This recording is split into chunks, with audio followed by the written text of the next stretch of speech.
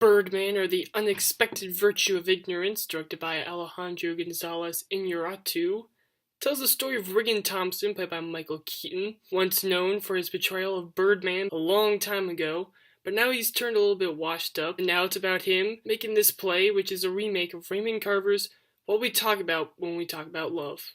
The film stars Zach Galifianakis, Emma Stone, Edward Norton pretty much playing Edward Norton, and Holly Flax from The Office. Where has she been for the last couple of years?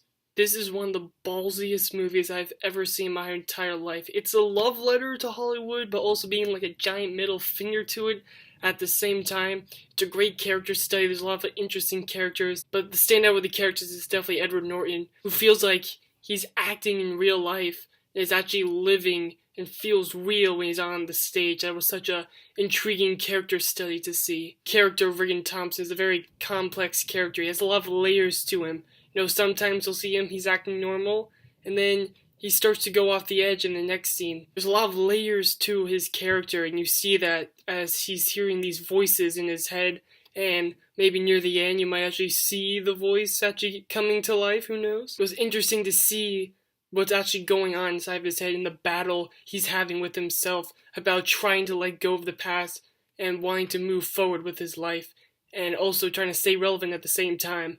And can we talk about Zach Galifianakis for a second? He kills it in this movie as a straight man. I didn't know that Zach Galifianakis could play a straight man, but he does it perfectly. It feels right. It doesn't feel weird, even though he's also played Alan in The Hangover. It feels right. I want to see him in more roles like this. It's showing his range, and I love that. Edward Norton is so damn entertaining in this movie. He is like a loose cannon. He's just gonna do whatever he wants whenever he wants to. He's so rebellious like that. He doesn't care about anything. He doesn't care what anyone thinks about him. Norton stole the show. I wanted to see more of him. He was so damn entertaining. Emma Stone was fine in the movie, but I've seen better performances from her. But there is one scene where she absolutely goes off at Michael Keaton's character, and that was some damn good acting. Probably one of my favorite scenes of the entire movie was just seeing Emma Stone just go off for like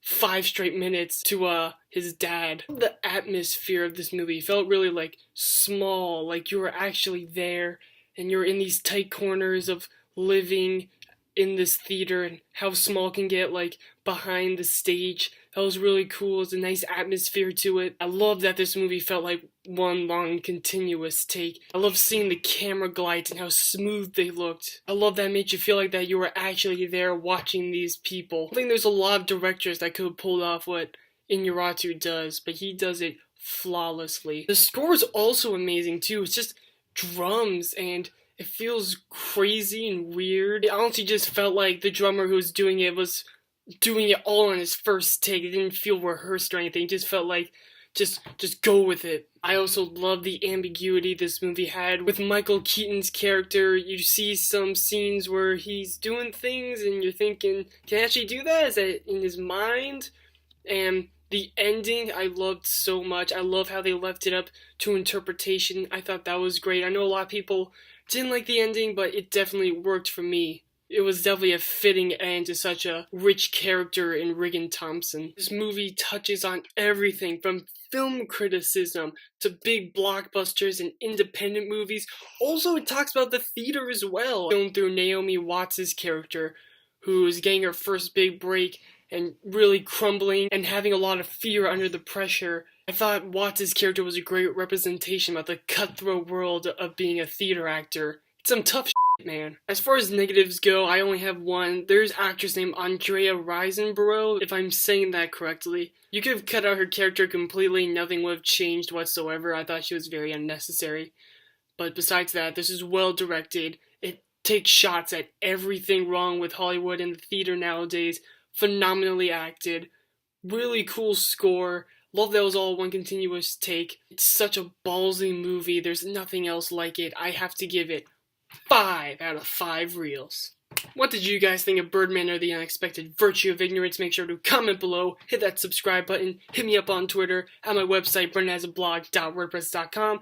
Till next time, I'm Aaron Weissman. Peace! And guys, do not forget that I am reviewing all 8 Best Picture nominees. So far I've done American Sniper, Boyhood, just did Birdman. Coming up next, The Imitation Game, and The Grand Budapest Hotel. I still have to see Selma, and not to mention Whiplash as well. Those are all coming very soon.